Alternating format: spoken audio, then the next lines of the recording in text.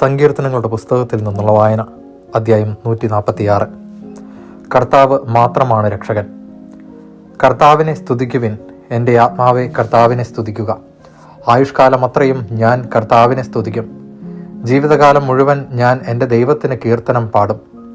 രാജാക്കന്മാരിൽ സഹായിക്കാൻ കഴിവില്ലാത്ത മനുഷ്യപുത്രനിൽ ആശ്രയം വെക്കരുത്. അവൻ മണ്ണിലേക്ക് മടങ്ങുന്നു, അന്ന് അവൻ്റെ പദ്ധതികൾ മണ്ണടിയുന്നു. യാക്കോബിൻ്റെ ദൈവം തുണയായിട്ടുള്ളവൻ, തൻ്റെ ദൈവമായ കർത്താവിൽ പ്രത്യാശ വയ്ക്കുന്നവൻ ഭാഗ്യവാൻ. അവിടുന്നാണ് ആകാശവും ഭൂമിയും സമുദ്രവും അവയിലുള്ള സമസ്തവും സൃഷ്ടിച്ചത്.